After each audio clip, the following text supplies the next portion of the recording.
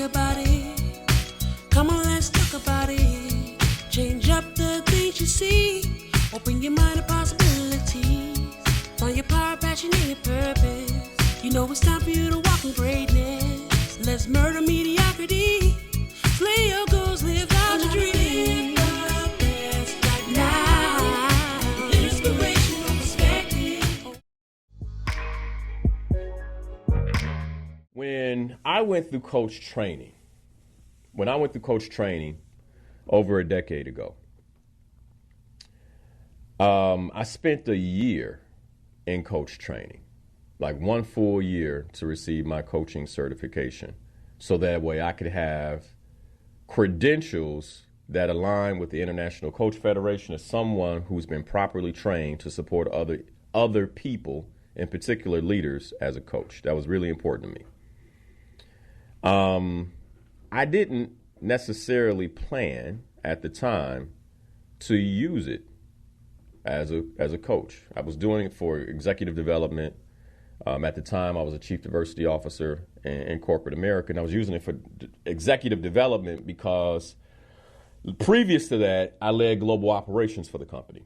And when you think about global operations is 2 + 2 = 4. I mean, that's really, I'm simplifying it, but hopefully you all get what I mean, where a lot of what I had to do was analyze numbers, trends, and then make decisions based on data. And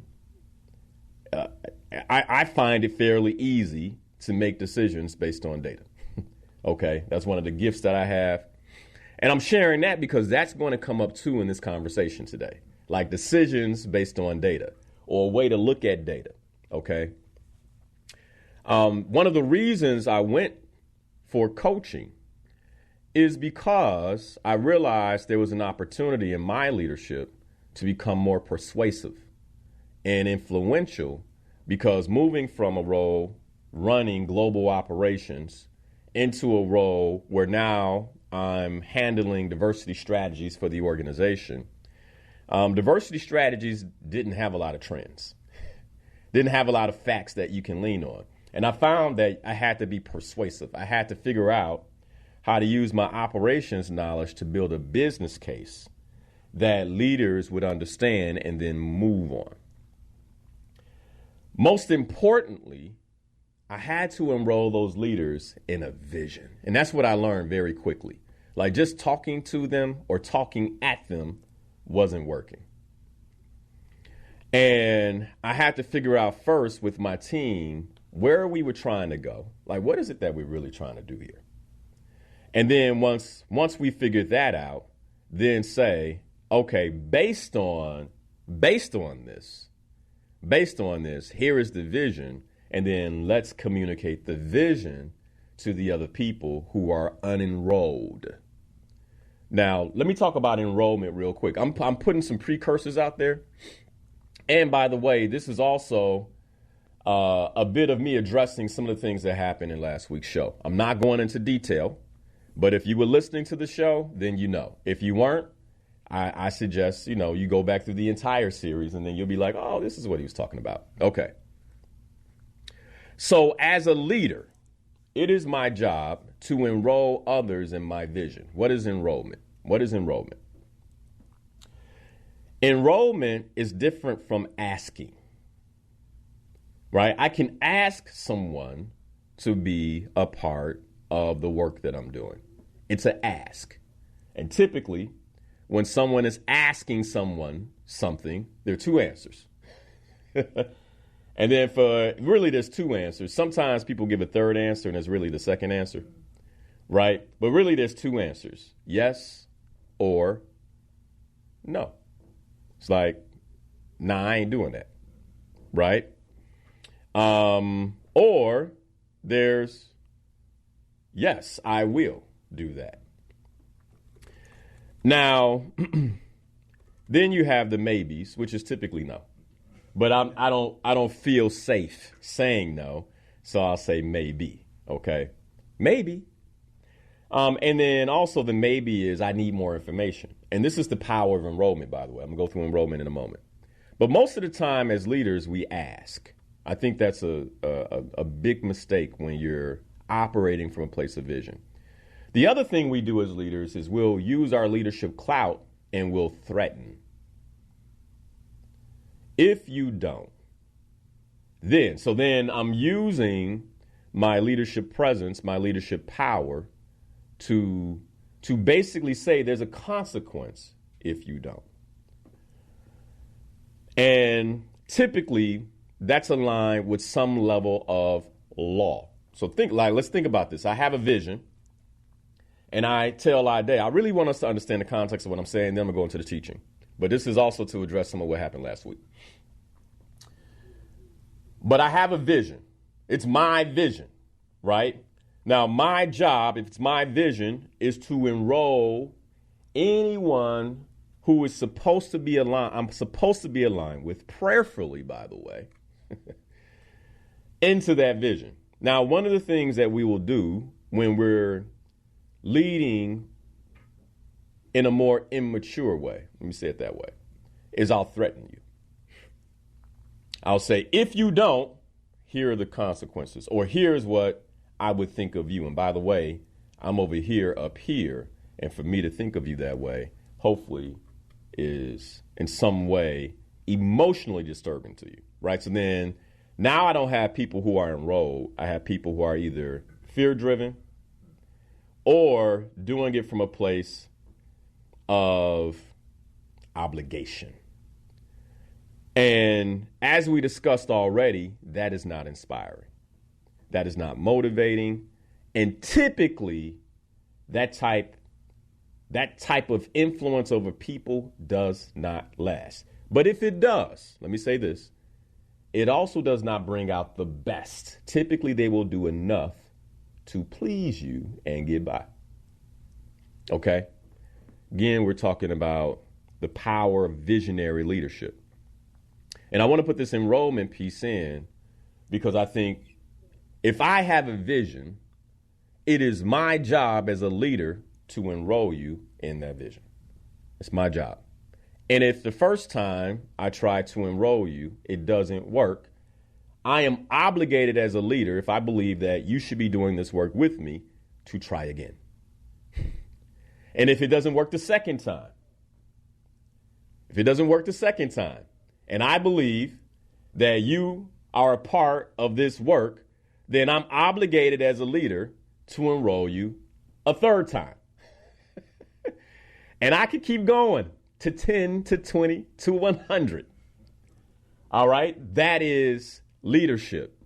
And that is, I believe, part of what we're missing when it comes to leadership.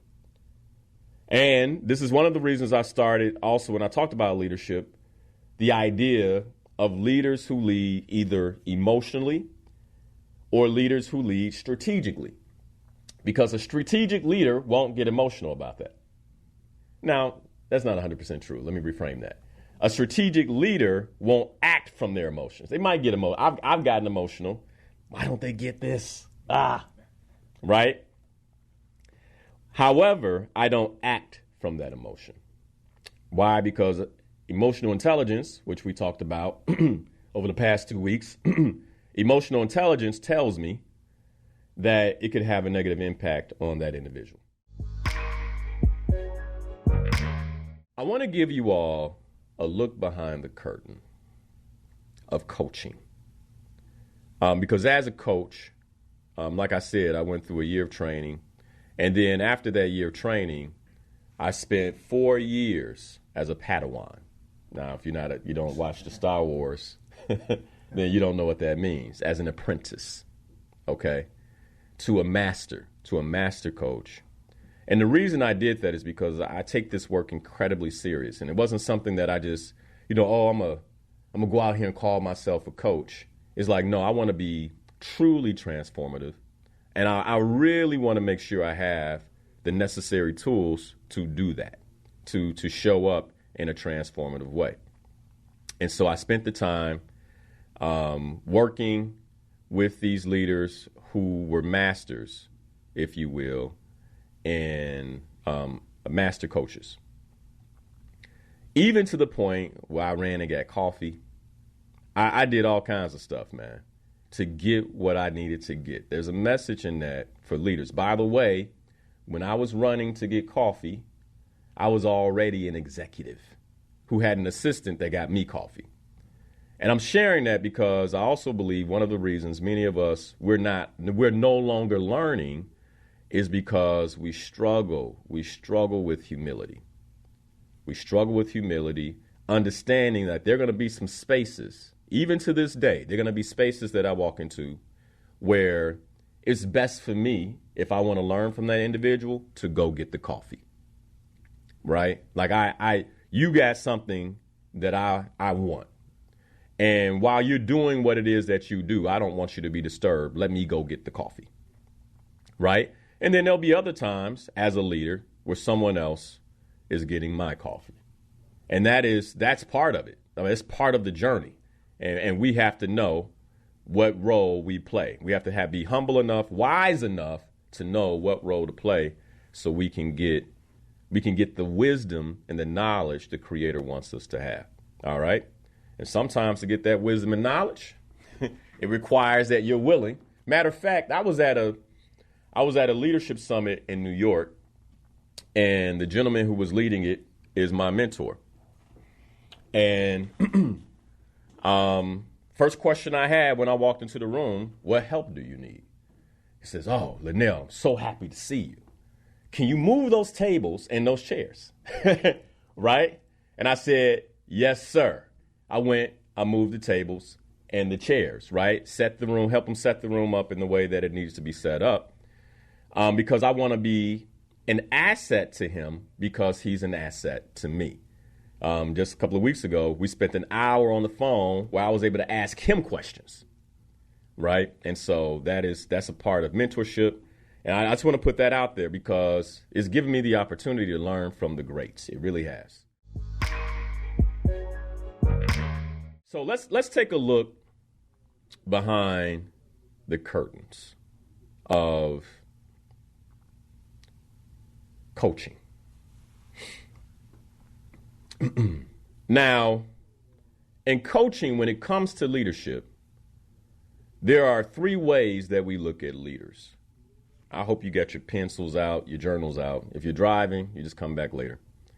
But there are 3 ways that we look at leadership from a coaching perspective, okay? So this is a look behind the curtains. And leaders typically fall into one of 3 categories whenever you think about a leader. The first category is the ego. The ego. Everybody wants to be an ego when it comes to leadership. But there are 2 more categories. The second category that leaders fall into, and by the way, this is in the coaching world. When I'm working with a leader, I'm asking myself, where does this leader fall? And it's important for me to understand that because then I know how to reach them.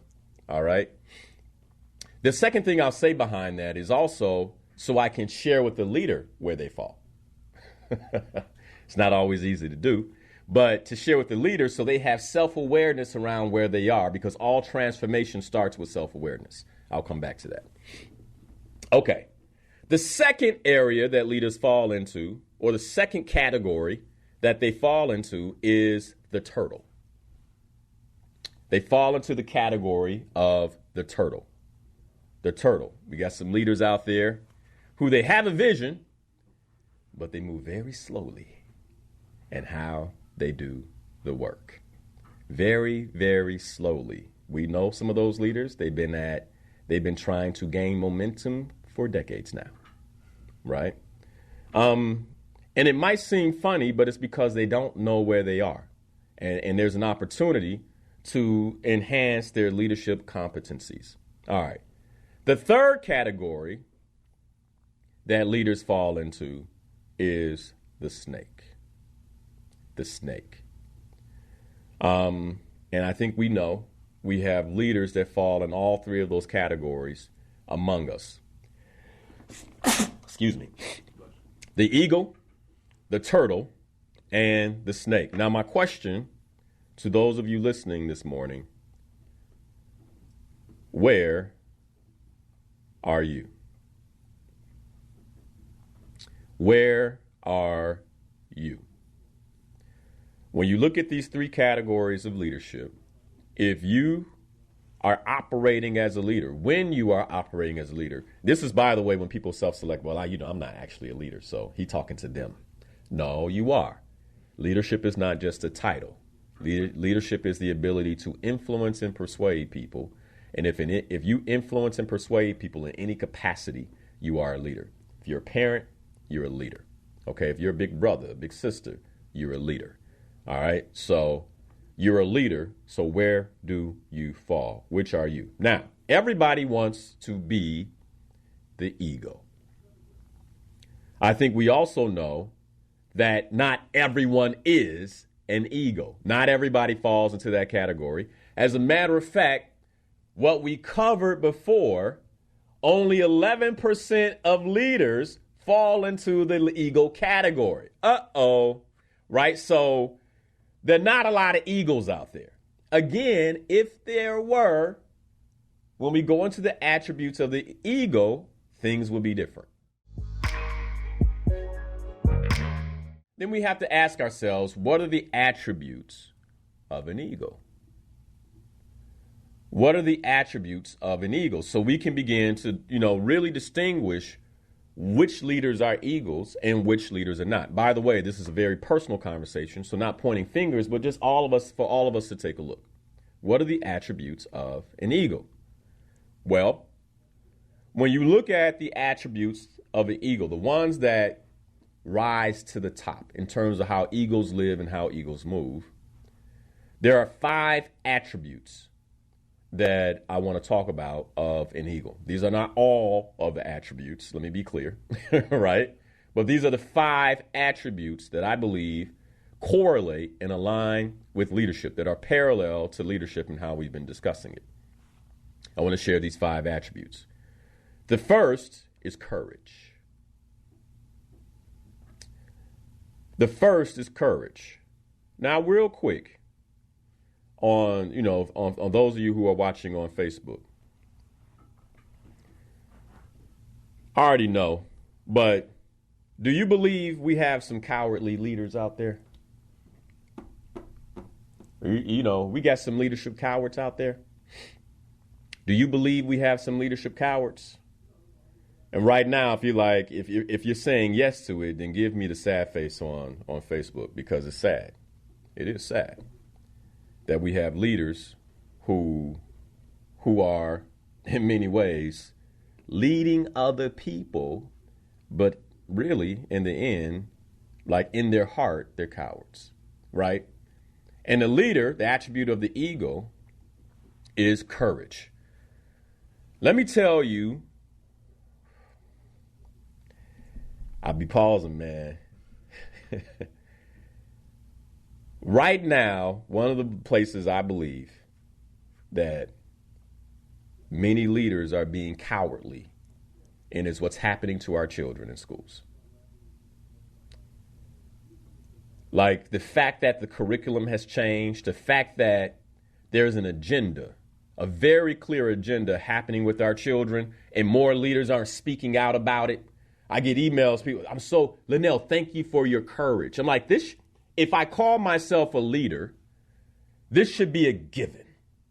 If I call myself a follower of Yahshua, it should be a given. If I call myself someone who follows the Creator, who quote unquote does his best to listen to the Creator, then these should be givens, but it's not anymore. It's not. It's not. Why? Because we have leaders who are sitting in places who have said nothing.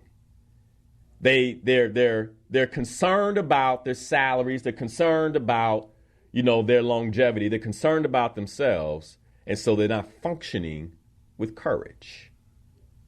They're not functioning with courage. And let me be clear about my definition of courage. Courage is not, I'm scared. Courage is being scared and still doing it anyway, understanding what the consequences could be. understanding that if I say this, if I stand up as a leader and I push against this because this is the right thing to do, that there could be consequences. But I'm not concerned about the consequences. I'm concerned about my own integrity as a leader. And because of my integrity as a leader, I will exemplify courage in the face of fear. Courage is the ability to move forward in the face of fear. Right now, somebody's like, oh, I thought I was an eagle. That's just the first attribute. That's just the first attribute of an eagle. But then the second attribute is responsibility. I feel responsible. There's a sense of responsibility that I have for people, for others, for the community, in the capacity that I serve, right? You may serve in one capacity. I may serve in another. It's not my job to tell you how you should serve. All of us have our purpose. All of us have our way of being. There are leaders out here who are doing extraordinary things in alignment with their talents. Because they're not doing what I'm doing doesn't mean I'm going to tear them down. It doesn't mean that I'm going to belittle what they do. I have my vision. Topic today is the power of visionary leadership. I have my vision and they have theirs. And that's a good thing. That's a good thing. We all have a very distinct purpose on the planet. Hopefully we know it. But the attribute of the ego is courage, responsibility, accountability. Oh, we talked about that one. We talked about that one. The ability to hold others accountable. We don't always like accountability. And by the way, most leaders run from holding others accountable. Why? Because it creates conflict. Well, I disagree with you, right? It creates conflict. But a leader is willing to stand in conflict. I'm okay with conflict. Anybody who knows me personally, even if you travel with me, if you're going to Ghana with me, you're going anywhere with me, you know I'm not afraid of conflict. They've seen it. It might happen. I'm like, I got to step off the bus and get into a conflict. Why? Because I got 20 people who followed me to Africa. I'm going to sit on the bus and say, uh-oh. They looking at me like he's a coward. Right? Courage, responsibility, accountability. So if I'm willing to say something to them, you got to know I'm willing to say something to you. So that's the other thing, right? Like when you are a leader who operates with an ego, as an ego, folks, they ain't going to run up on you. Like, no, he going to have something to say about this. All right? There's a demand that you have for respect, accountability. The fourth attribute of the ego is power. Power. And I'm not talking about the type of power that, others must bow, right? I'm talking about the power of humility, the power of meekness, and the power to yield the sword and draw blood. You see, it's all three. It's all three. There's a Japanese proverb out there that I keep I think I misquoted it the last time I said it on the air. And let me see if I can find it real quick. It's but it talks about the warrior and how the warrior who is meek and humble but knows how to wield the sword will inherit the earth. And I firmly believe that. Just because you're talking, just because you pushing, doesn't mean I have to fight. I know how, but it doesn't mean that I have to, right? That's the most powerful leader.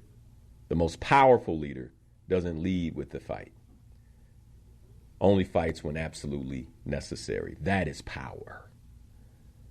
True power, true leadership is the ability to lead myself, which means that even though I could end all the talk, right? I could end all the talk. You ever had somebody, just yapping, be like, and they, a real fighter is like, and they only got their hands up. You're just talking. But I choose not to swing. I choose not to swing. That's true power. That's true power. I think often we got it mixed up. Like, he ain't do nothing? Or he weak? It's like, no, I see that as a mark of true power, a mark of true manhood, like the ability to walk away, the ability to not inflict violence. I think we see right now the little boys in the city are the ones who are inflicting violence, right? We need more men who know how to be in conflict, but not necessarily start conflict, stand up, to be courageous. Okay. All right. The fifth attribute of the ego is vision. Vision. An ego can see miles away what's happening all the way on the ground. They could be 3,000 feet in the air and look down, and not just look down, but look ahead and see where it is that they intend to go.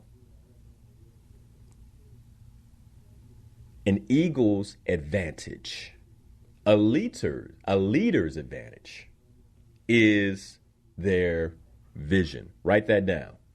A leader's advantage is their vision. A leader's advantage is their vision. Is their vision. By the way, said differently, the reason a leader shows up like an ego, it starts with vision. Vision gives you power, the ability to hold others accountable, holds you responsible, and provides courage. Now, let me back into this. When I have vision and my vision is clear, if I'm enrolled in the vision, there is immediate discipline. I've been saying this now for a few years. I did a whole show on discipline years ago. And it was like how to be better disciplined. I created this whole framework around discipline, only for the creator to reveal to me that it's not discipline now, it's vision. The reason people aren't disciplined is because they don't have vision. And when you have vision, vision evokes discipline. Now, I'm going to talk about this after the top of the hour when we go on break. But when I have a vision for my life that inspires and motivates me so powerfully that I can see it, I can taste it, I can smell it, I can feel it, I can hear it, then it will almost force me to force myself to conduct a particular type of way. And if a leader doesn't have vision, then it's almost guaranteed that they have no self-discipline. I don't know about you. I don't want to follow someone who doesn't have self-discipline. Okay? I don't want to be beholden to or taken advantage of by someone who has no self-discipline. All right? Why do leaders need a vision? Because not only do you hold that vision for yourself, you hold it for those that you lead. You hold it for those that you lead. So discipline automatically vision automatically creates a sense of discipline. When I'm enrolled in a vision, it automatically creates a sense of discipline. And it's the vision that qualifies me as a leader. A leader's advantage is his or her vision. How clearly do you see where you intend to take the people that you lead? For those who are following a leader, if you question, because I know one of the things that happens when you talk about leadership, people start thinking about their individual leaders. Like, I wonder about them. Best question to ask, what is your vision? And if they don't have one, be afraid. Be very, very afraid. Why would I say be afraid? Because we perish from lack of vision. We perish. And so if we perish from lack of vision, where is that leader taking you? Likely not anywhere you're going to thrive. All right? Especially if we perish from lack of vision. So if I'm following a leader who cannot articulate their vision, that scares me. That scares me. All right? You should be very afraid. I might say abort. Because, what are you aborting? You're not aborting a mission because there's no vision. All right? Now, to put this in perspective, imagine President Lincoln leading the country without a vision. We talked about him. Imagine it's 1863 and the man has no vision. He's just stressed out about everything that's happening. Some people say, well, if I had time, I would have a vision. That's not an excuse if you're a leader. That's not an excuse if you're a leader. If you're a leader, you make the time. You stay up all night. You can, if I didn't have a vision, I'd be up all night. Lord, where is it that I'm supposed to go? What is it that I'm supposed to do? Right? Where am I taking these people? I have responsibility for people. Okay? So it ain't a matter of time. Some leaders might say, well, with this level of uncertainty, it's difficult to cast a vision because things keep changing. Well, I'm going to throw a wrench in that too, because there's no time like uncertainty to have a powerful vision. I'm going to talk about why in a moment. Okay? Now, imagine if 1863, President Lincoln had no vision.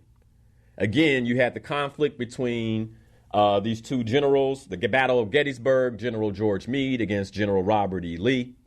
And he decided that he was upset with General Meade. President Abraham Lincoln, decided he was upset with General Meade because he didn't end the war. He didn't pursue General Robert E. Lee after the victory at Gettysburg.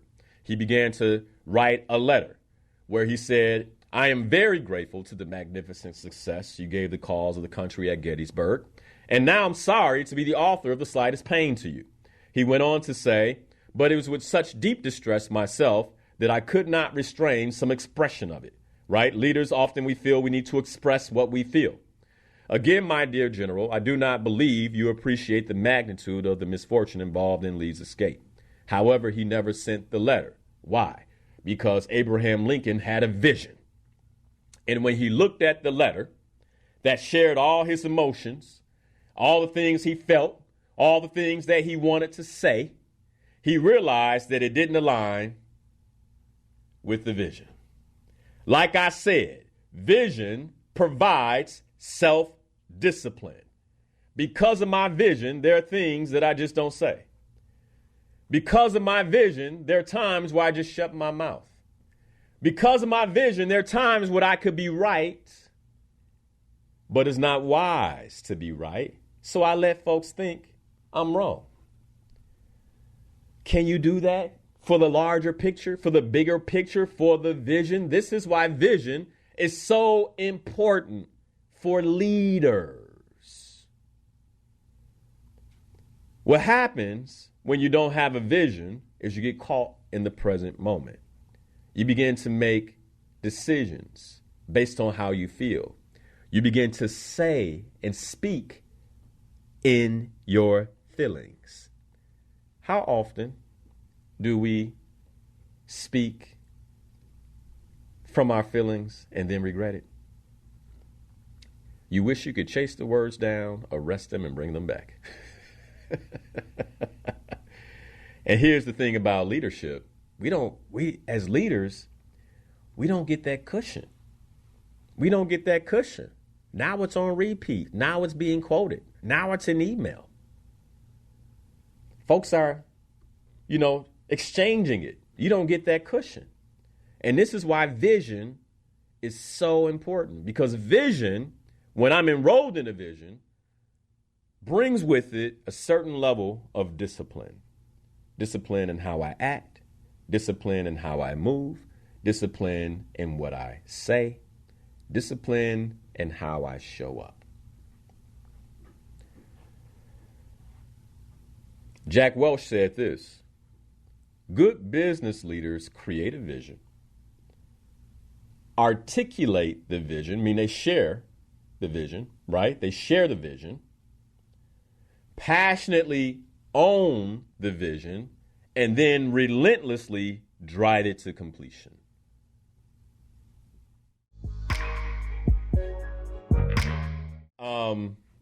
October 8th, 2023. Yesterday, supposedly, now let me be clear why I say supposedly, right? One of the things that we're finding is that history tells the truth and current events do not. Okay, so I say supposedly until everything's proven. Hamas attacked Israel. Israel has what they call the Dome. This is a missile defense system that keeps rockets from hitting the Tel Aviv and the other cities in Israel and the Middle East. And they've created this dome because they are under threat from so many different people. For some reason, the dome didn't activate right away. See, these are things I have questions about, right? So then there were Israeli casualties. The president or the prime minister of Israel then made an impromptu announcement that they're declaring war on Hamas, which means that Gaza, which has already been under some scrutiny with the Palestinians, is now a war zone.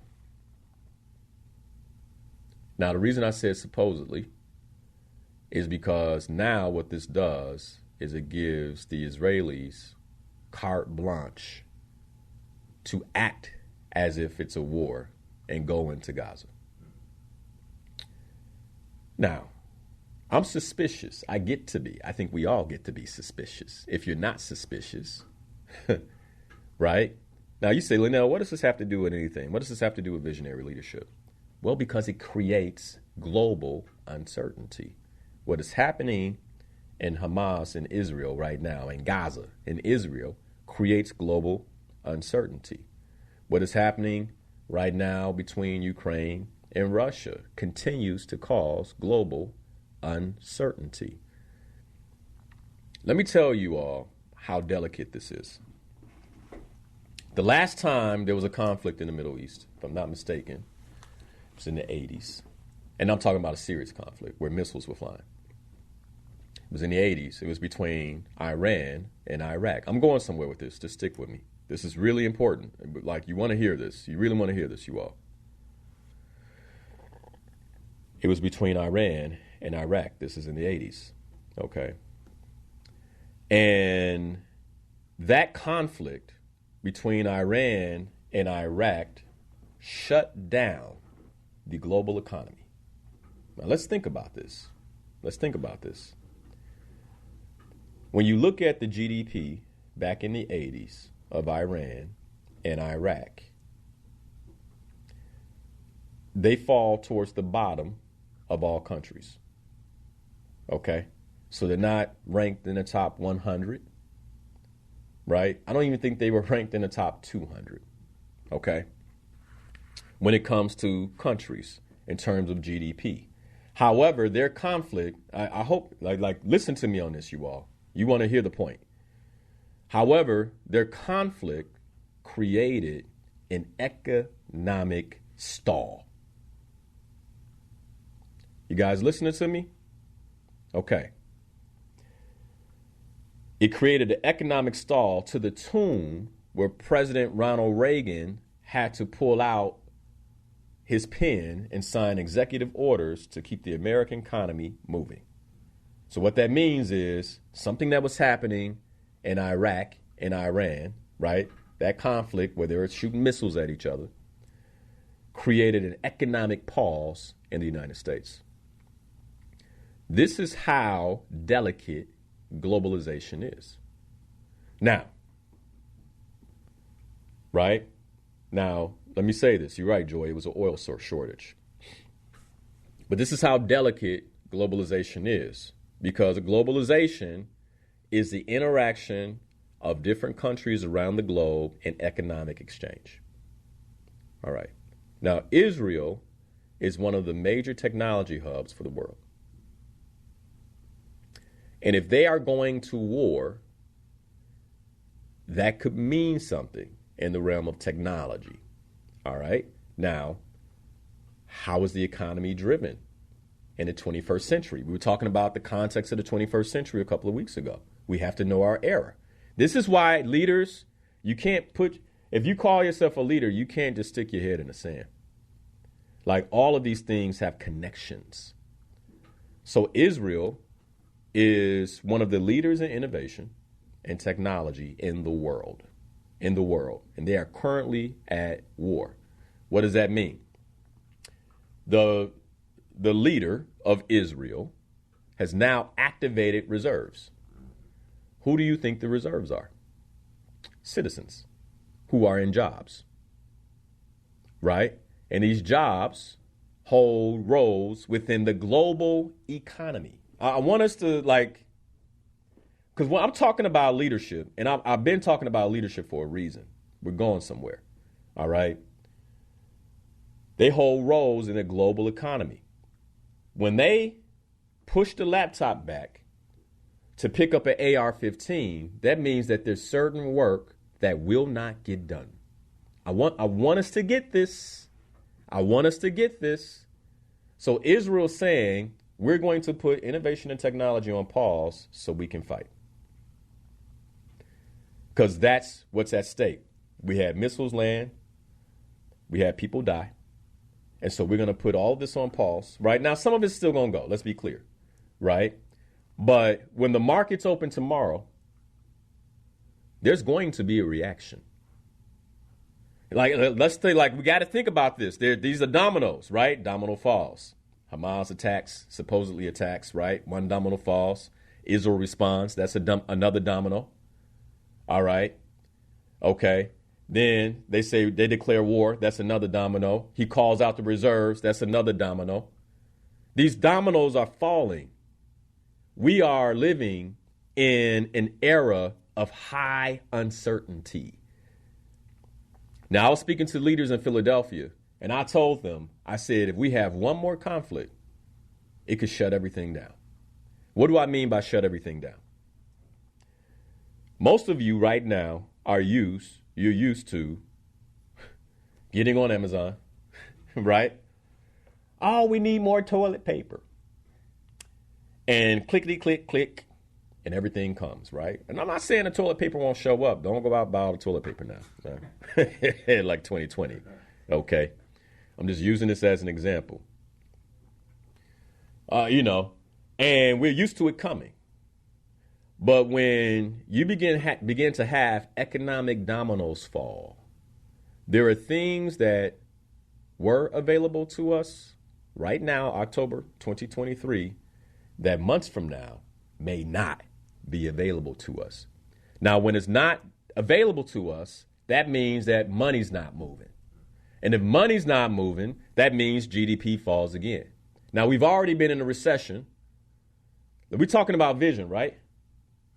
We're talking about vision. We've already been, I said that we were headed towards a recession at the beginning of 2022. All right, now, we've been in a recession now going on 5 quarters. We're going into the 6th quarter of recession. We're already in recession. All right? And now there's another conflict in the world. There's another one. When Iraq and Iran shot missiles at one another, shut everything down. Now we have Hamas and Israel shooting missiles at one another, Ukraine and Russia shooting missiles at one another. And The United States is an ally of Israel. This all has implications. So now we are literally in the zone of uncertainty. Now, what I said previous to this is one of the major ways to navigate uncertainty is vision. This is why we need leaders. This is why we need leaders. Now, one of the visions that I have, like part of the reason I do this work is because I have a vision for the restoration of the African diaspora before the end of my lifetime. That's my vision. Like that we are thriving at the end of my lifetime. Okay? I'm 47 years old. I believe, I hope I haven't hit the halfway mark, but it could be likely, right? It could be likely. Only the Creator knows. Which means, if I'm lucky, I only have 47 more years to do some work, right? Let's say by 90, hopefully I'm sitting somewhere, right?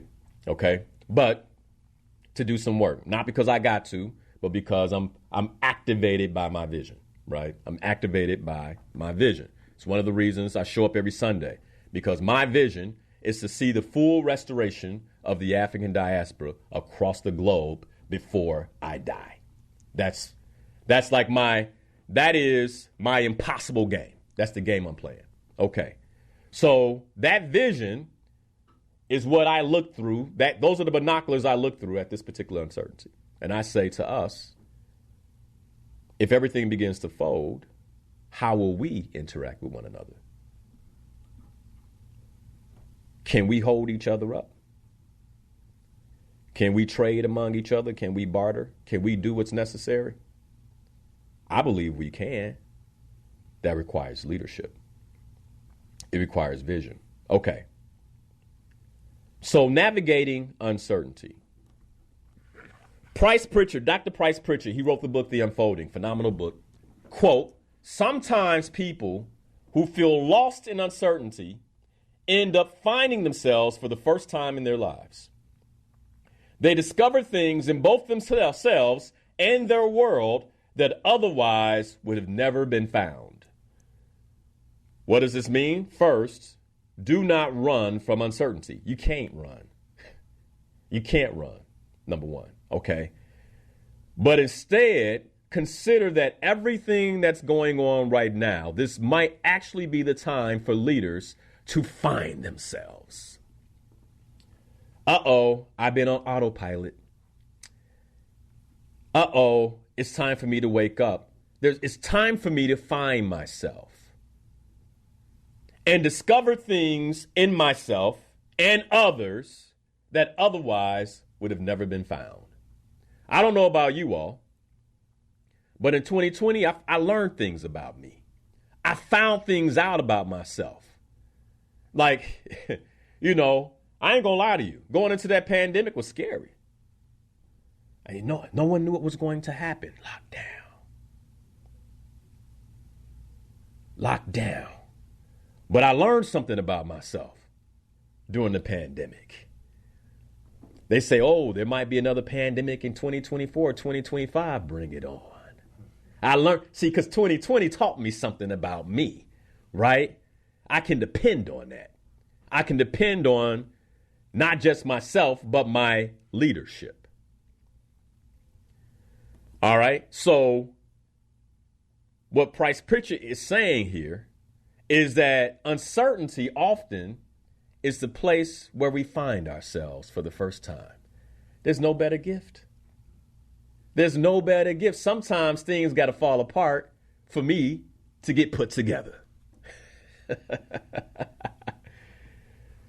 So then you may say, well, how do effective leaders navigate the uncertainty of the current business environment? How do effective leaders navigate the uncertainty of the current business environment?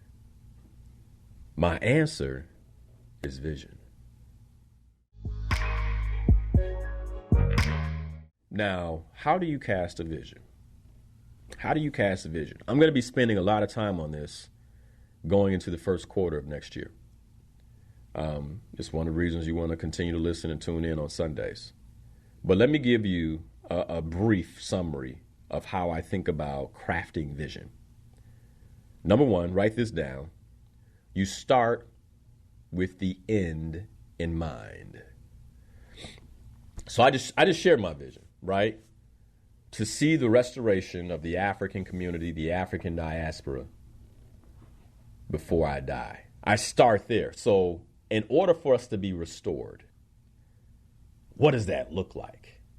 Then right away, it's like, well, there's a lot of training necessary. Do you remember I said I wanted to document this, right? There's a lot of growing we need to do. So what can I do? Well, first, let me grow myself. If you go back to my purpose, I read that on purpose this morning. If you go back to my purpose is to be an authentic leader and teacher who leads and teaches with the purpose to help myself and others, right? So I got to develop myself if I'm going to support other people. Leaders, how much self-development are you undergoing? How much self-inflicted self-development are you undergoing? One of the scariest things are leaders who believe they arrived. Oh, I got it all. No development over the last 10 years. No development over the last 20 years. But you're leading people. You're leading people in a brand new era. And you still don't know it. The blind leading the blind. It's scary, man. So first we start with vision. We start with the end in mind. And then understand that the only way to begin to bring that vision to light, to create on that vision, to manifest that vision, is first you have to get crystal clear on the vision itself. So I'm like, well, if the restoration of the African diaspora, well, that involves Africa. 2017, I told my wife, I said, well, I got to go to Africa. By the beginning of 2018, I was in Africa. By the beginning of 2019, I was working with African governments and leaders. But it all started with a vision. It all started with a vision. And the vision has to be so clear, right? So clear that you can mentally see it and emotionally feel it. See, this is where the discipline comes from.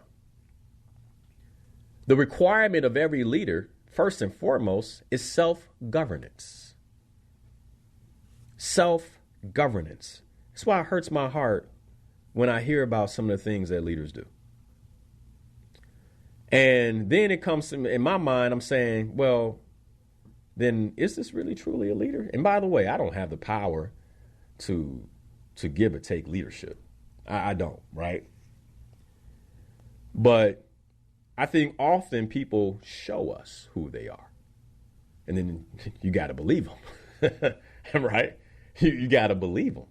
Say, oh, well, based on what they showed me, they're not a leader. You know, based on what you showed me, you're a leader in title, not a leader in spirit. I don't know about you, but I only want to follow leaders in spirit. Okay. So I craft a vision with the end in mind. With the end in mind.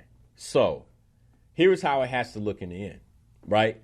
And what that does is it notifies me of the actions I should be taking right now. Okay? A vision should be so clear, it is mentally and emotionally compelling. Right now, I just want you to ask yourself, if you're a leader, how clear is your vision? Because it's about to get foggy outside. Okay, come tomorrow morning. Hey, you know, I looked at my investments this week. I was like, ooh, you know, I wish I had the big firms. You know, the big firms, they can make these weekend calls. They got hundreds of thousands of shares. They already moving stuff around. Believe that, right? They already moving stuff around. You know, I got 100, 200, 300 shares. I can't do that, right? It's like, okay, how we going to move? It happened on a Saturday. Why it happened on a Saturday, right? Markets are closed. Only the big movers and shakers, Wall Street. I can guarantee you this happened noon Central Standard Time. I can guarantee you that the Wall Street folks came to work that evening. Why? They got vision. They got vision. We can't lose. We can't lose. Like they in the office right now figuring out how they going to hedge on Monday. I hope we get this. So a leader has to know where they're going. Listen to this. Write this down. A leader has to know where they're going while being flexible with how they get there. Well, Linnell, that doesn't make sense. Like, if I know where I'm going, isn't there only one way to get there? Right? Listen to yourself. Right? Because I know somebody's thinking it. I just got to say it out loud. Like, listen to yourself. There's only one way to get there. There's never just one way. Right? So this is why I say how is a distraction. Don't worry about how. Ooh, it's a lot at one time. Let me slow down. Let me slow down. That's a lot. That's a lot to absorb and think about. So let's back up a little bit.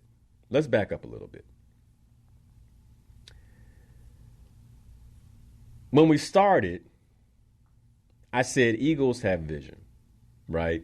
And a leader's advantage is his or her vision, right? So now let's just say if you're a leader and you're like, what's my vision? That's part one. Okay, I need to distinguish the vision. I would be praying, meditating, all the things that you like. What is my vision? Because without a vision, like, you're going to die. The people that follow you going to die. And I don't mean literally. I mean figuratively and spiritually, like mentally, emotionally. I mean all those ways. Okay. So you got to have a vision. The perfect way to know if a leader doesn't have vision is that they don't have fruit. I'm going back to that again. Like, so be careful following folks who don't have fruit. It's likely they don't have a vision. You ask them, you got a vision? Let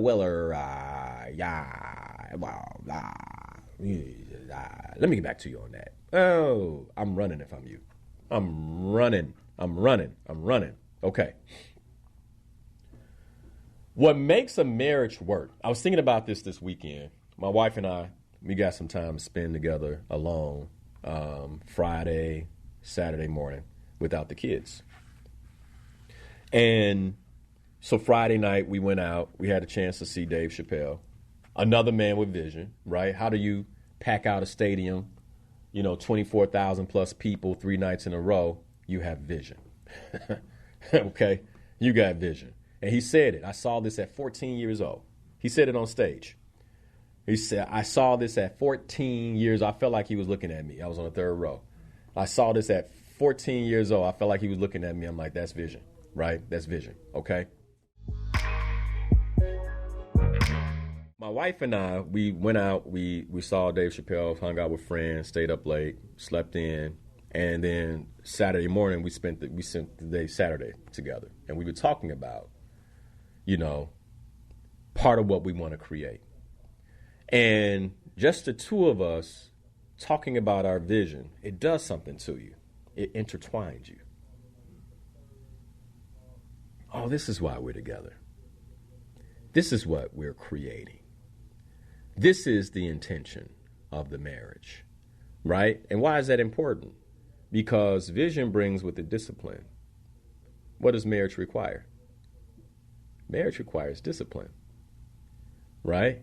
So for the men, like, have you provided a vision for your family? Do you have a vision? One of the things my wife and I are working on now is a very specific vision for our children. Let me tell you, like, when my son was born, it was clear to me that I'm a steward. Like, I'm a spiritual steward. And so I kind of took a step back. All right, I'm going to identify his talents. He's 6 years old, and I realized, it's not happening fast enough. I've been sitting back watching, but now maybe there's more time to steer. So he doesn't have the capacity to cast a vision. So now Pam and I is like, babe, we got to figure out what this boy is good at and then make him great. Right? And then he can, as he becomes an adult, say, oh, thank you, parents. Now here's my vision. Right? But it occurred to me, like, wait, you don't have a vision for the boy. Like, you named him Legend. That's part of the vision. Right? But you've been sitting back. And by the way, we put him in different things, right? Taekwondo, basketball, soccer, all these things. Spelling, math, coding, you name it. But now, okay, there's certain things he's good at. But maybe there's certain things he's not. It doesn't matter. Here's my vision for you. You will be exceptional at this. You will be exceptional at this. I'm like, it's starting to make sense to me, right? Like, okay, wait a second. He's a child. I'm waiting. Nah, we got to do it. Like, we got to say, here's the vision I have. Now, if he changes it later, but as his father, here's the vision I have for your life.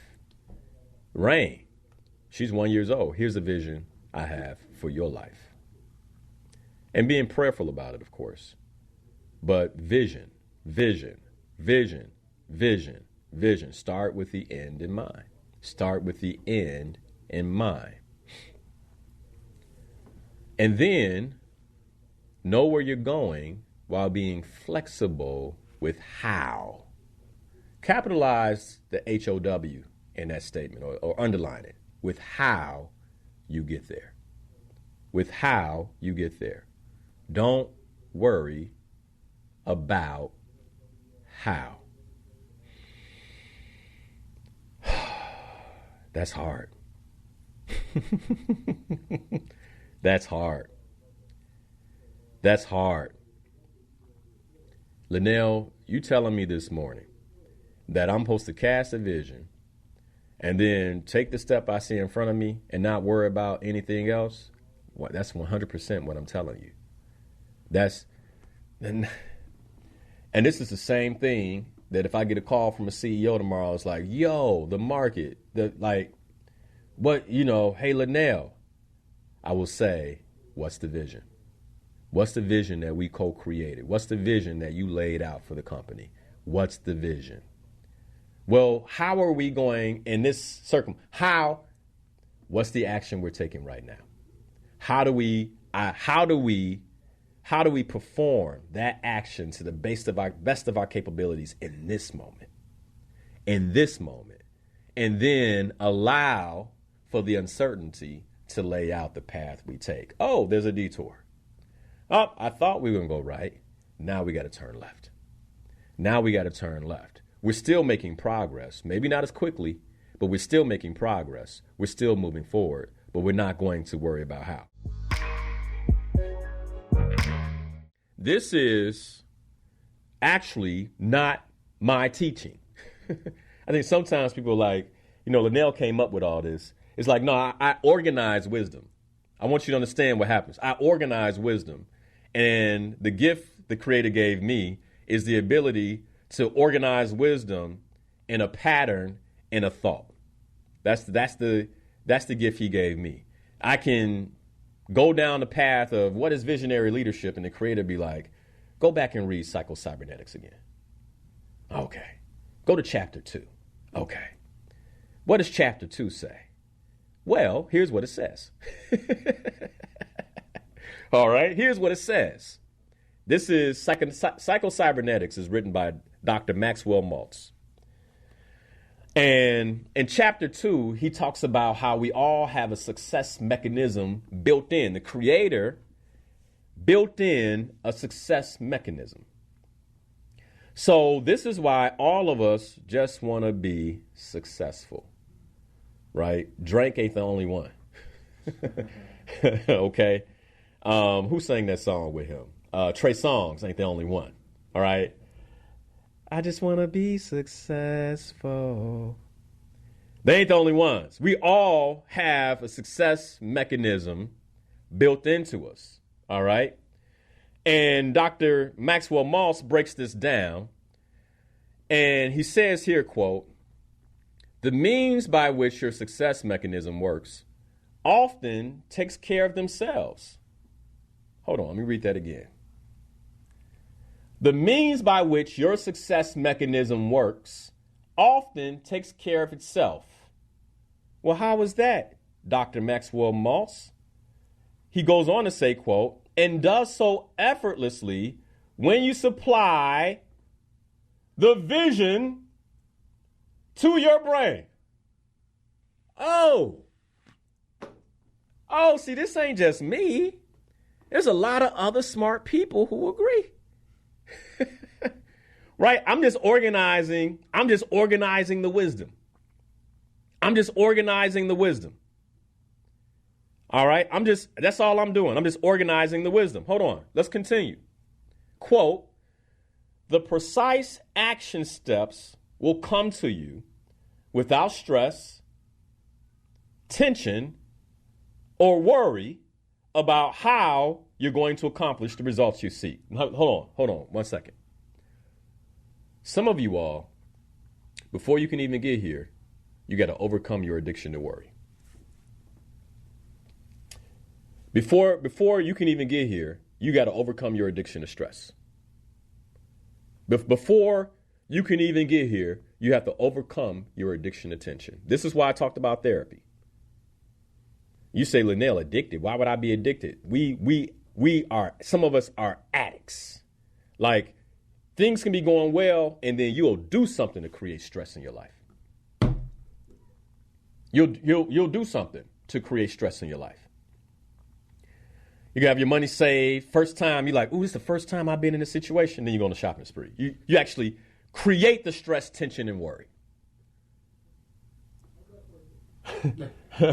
Right? Some of us, this is what we do. So what I'm saying is, in order for you to effectively lead, you have to start with self-governance.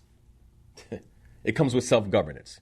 All right. Now, once you've overcome your addiction to stress, tension, and worry, he says, then you can go about accomplishing the result you seek. So let's read that together without interruptions from me. Let's look at his wisdom. Quote, the means by which your success mechanism works often takes care of itself and does so effortlessly when you supply the vision and the goal to your brain. You ever wonder why I talk about goals so much? Set goals, set goals, set goals. Join Slayer goals. Be a part of the goal slaying community. Goals slayed. Right? I said I wasn't going to interrupt. My bad. Let's start over again. Quote. Quote. The means by which your success mechanism works often takes care of itself and does so effortlessly when you supply the goal and the vision to the brain. The precise action steps will come to you without stress, without tension, without worry about how you are going to accomplish the result you seek. Continuing, I'm reading, many people, black folks, so-called black folks, African Americans, it ain't just y'all, white folks too, make the mistake of interfering with their success mechanism by demanding a how before a goal is clearly established. You don't even know where you're going, and you're trying to figure out how you're going to get there. What sense does that make? I'm so worried. Worried about what? Where you're going. Where you going? What's the vision, leader? What's the vision? He then goes on to say, after you form the mental image of the goal you seek to create. Hold on. What is a mental image? It's a vision. After you form the vision of the goal you seek to create, I can see it, I can feel it, I can taste it, I can touch it, I can hear it. After you formed a mental image, a vision of the goal you seek to create, the how will come to you, not before. Now, this is good old wisdom from Dr. Maxwell Maltz. He's not the only one. You can go read Zig Ziglar. You can go read Napoleon Hill. You can go read Earl Nightingale. You can go read Bob Proctor. You can go read Brian Tracy, who's actually quoted here. You can go read the Bible and get the same answers, get the same wisdom.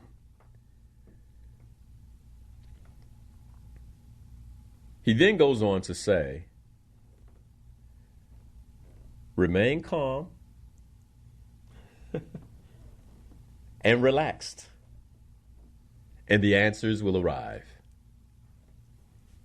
Isn't that counterintuitive? Sounds like what the preacher said this morning. If you were at the 7 o'clock service, I wasn't there, but I just noticed what he said. Let go and let God. Right? Like, we know this stuff. As Brian Tracy wrote, I'm reading again, in all mental workings, effort defeats itself.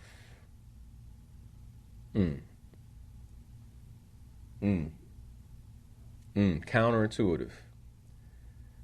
The longer I do this work, the more leaders I work with, the more I review the notes from the years that I've been doing this work,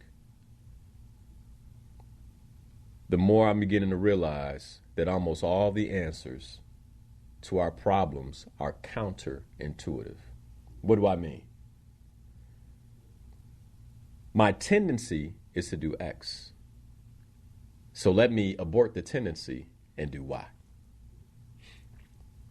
My tendency when I'm upset with my wife is to separate myself. However, what really works is to connect myself. It's counterintuitive. Honey, you know I love you, right? Like it's right when I don't want to say it. Like right when I don't want to admit it. Right? That's what works, though.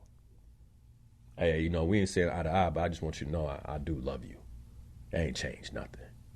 Then you just watch how she starts to melt. Right? It was counterintuitive. Like what I wanted to do is dig my heels in. You wrong. Hey, look, I love you. This gonna work. Right? We building something here. I love you, though. Can I have a hug? I'm not trying to do that right now with you. Come here. It's counterintuitive, right? It's counterintuitive, but it works. It works. Almost everything that we're supposed to do is counterintuitive to our human nature. Here's what Steve Jobs said about vision. Y'all want to hear from him? You might be tired of me. Here's what Steve Jobs said. If you are working on something exciting that you really care about, you don't have to be pushed. The vision pulls you. Ha! Like, this is how you know if you're a leader of vision. Is even when you wake up tired, you feel compelled. You feel compelled. If you are the leader of something and you don't feel like going, everybody's in trouble. Everybody who's there is in trouble. Okay? Because when you have a vision that's compelling, it pulls you out the bed. I'm tired, but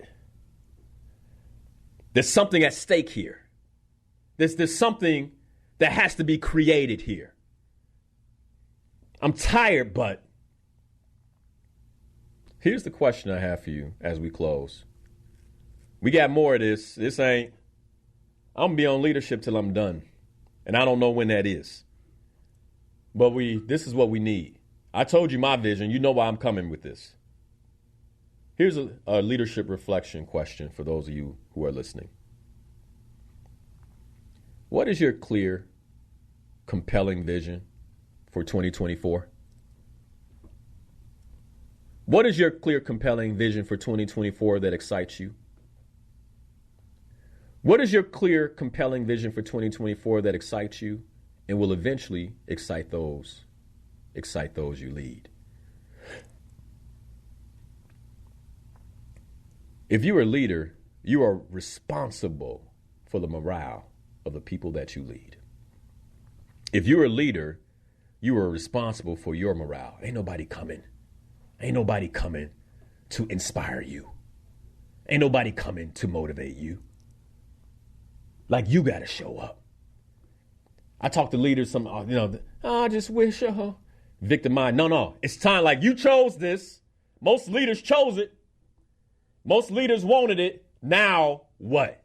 What is your clear, compelling vision for 2024 that excites you and will eventually excite those that you lead? Your vision provides the foundation for your life and your work.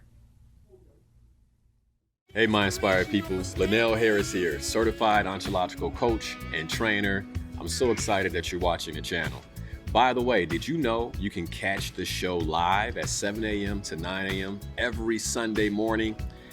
You can. All you have to do is go to my Facebook stream, Coach Linnell Harris, catch the stream live, or you can listen to the radio show via iHeart at WVON 1690 AM.